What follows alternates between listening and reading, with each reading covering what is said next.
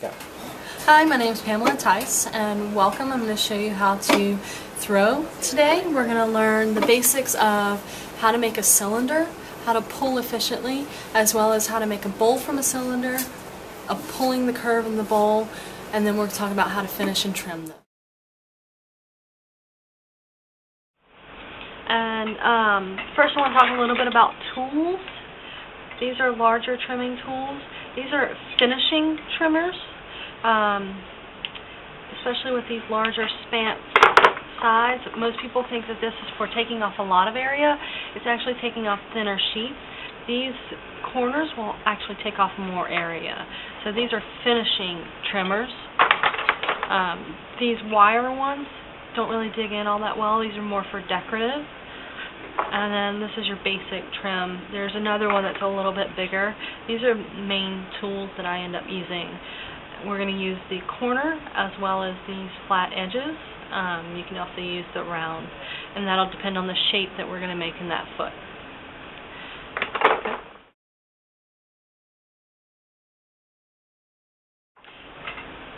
Next thing we're going to do is look at where our curve is. You can see that we're going to decide where our foot goes based on the curve, where it transitions from the wall to the floor. So our foot's going to be about in here. We're going to turn it over within a half a thumb width. That's where I'm going to mark with my fingernails. The next thing I'm going to do is look at this interior curve. I'm going to try to match this interior curve by trimming away this exterior. And so I'm going to feel that thickness and then mark with my fingernail where it starts to get thick so that I can trim that away. These are visual cues. Next thing I'm going to do is feel how thick my bottom is so I know how much to trim off so I don't go too far. Next thing I'm going to do is try to center this. There's several ways to center it. The easiest way to start off with is take a needle tool. And as you spin the wheel, hold your hand steady.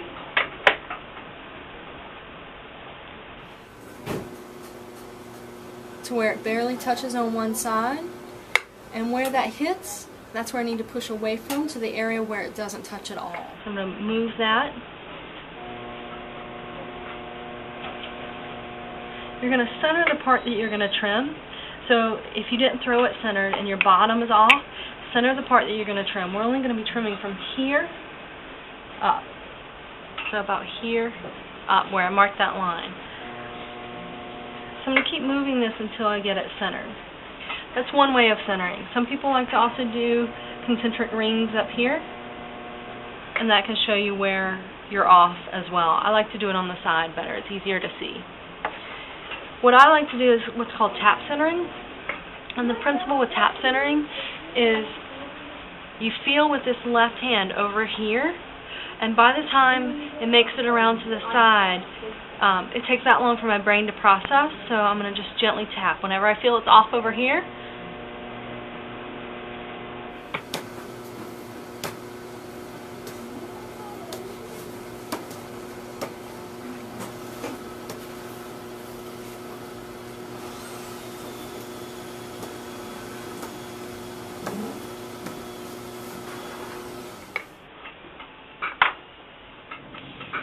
now I'm going to hold that, take 3 little lugs of clay, and I'm going to hold this down and just gently push down, make sure I'm not pushing into my rim, and then lay it on top. Make sure you're holding your pot on top so that it doesn't make it off center. And you only need 3. Put them in a triangle to keep it nice and stable. First thing I'm going to do is work from the outside in. So I want to trim this exterior, and I want to put my foot placement according to where I put my fingernail marks. There's my outer mark. So about there. I like to give myself a little bit of wiggle room so that I can see if I like the placement of that. I'm going to use this side of the tool. I like to dig in with that corner. It takes off more clay.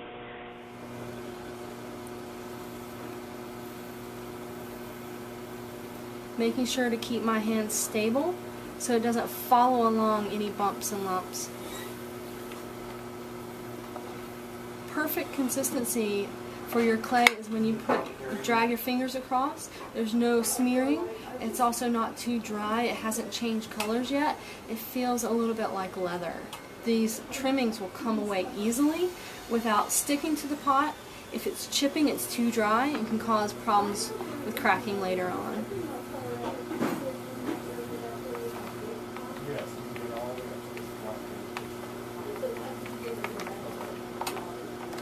Making sure to always support with 2 hands.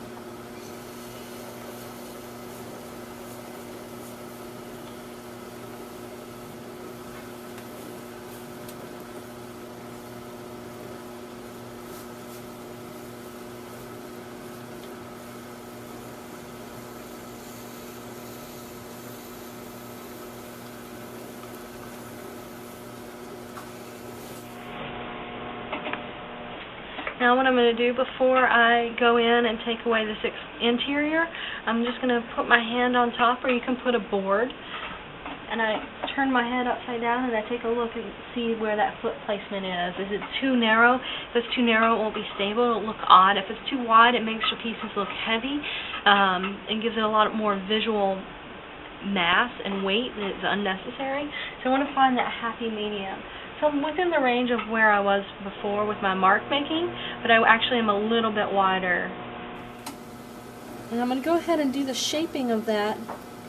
You have options.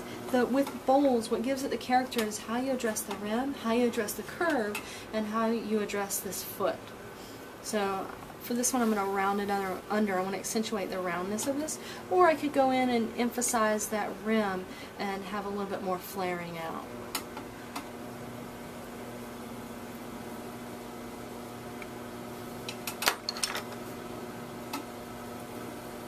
And I'm just rolling that tool over.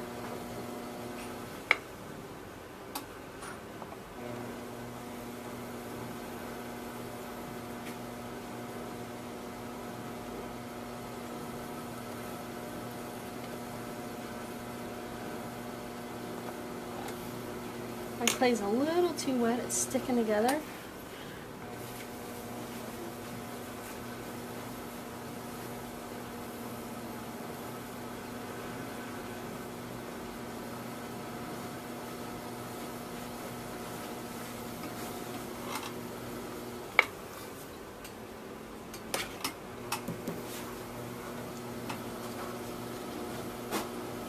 Now, I'm pretty happy with that placement. I'm going to take off a little bit more, but my clay's a little bit wet to be trimming. Take off that interior. Go ahead and mark where my foot's going to be, that outer ring.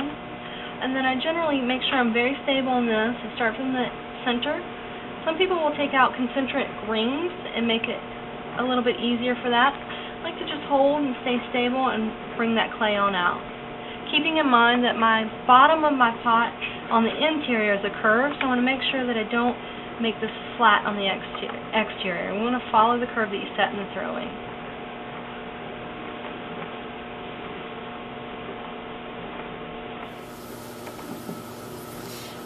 I'm checking for the thickness by tapping the pot to hear the pitch change.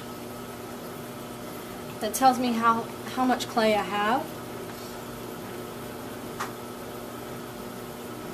That takes practice, but I can't really go any thinner than that. I don't know.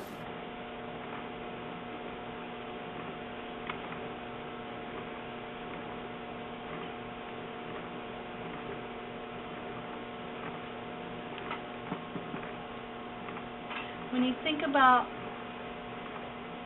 this connection, think about if this, I made this a continuous curve on the interior, so I want this to be a continuous curve on the exterior. So if I remove this foot ring, it would just be completely continuous. So I want to keep in mind where my lines are so that they match. And then shape my interior. With that foot, we want a foot that is either rounded or peaked to the center on this top area. Notice I haven't trimmed much on this top area at all. You shouldn't have to. You can, depending on the shape that you want, but minimize it. We want this rounded so that it has a peak here, or literally cut away to a peak so that it's less surface area that's dragging across the kiln.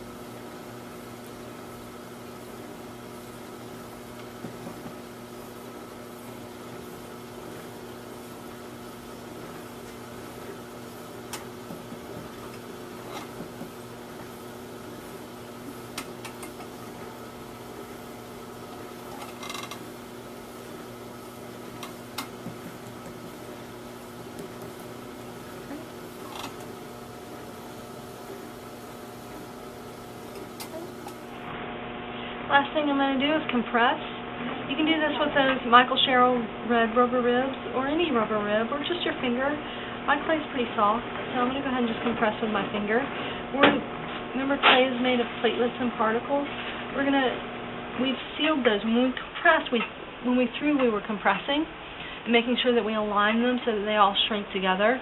What we're doing now is when we're trimming, we're opening those back up on the other side, so we want to make sure we compress them back.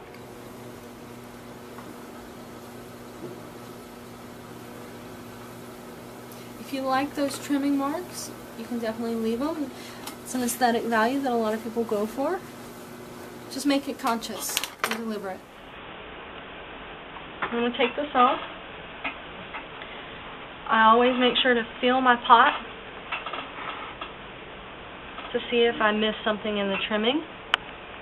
Make sure that it's even and consistent. And what I'm doing is looking over the rim, running my fingers down that side and see where they split apart.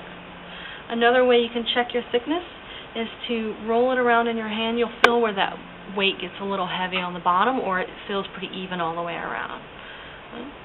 Mine's pretty good. The last thing I'm going to do is just make sure that my foot placement is good.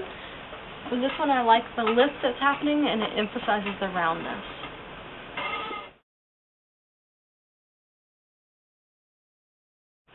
One last thing I want to point out is all these trimmings, take and gather them up, no matter if they're drier or wetter. Take and gather them up, put them in a ball, dunk them in a bucket of water, pull them out and squeeze that water out. Put this in your bag. It'll be perfect for usually the next time you go to trim, or a couple days. And then you can use that clay again. That way you're not wasting all of this clay that you trimmed out of your pot. Thank you for watching my videos, and my name is Pamela. I hope it's helpful and informative. Keep in mind that there's lots of ways to throw, and you have to find out what's best for you.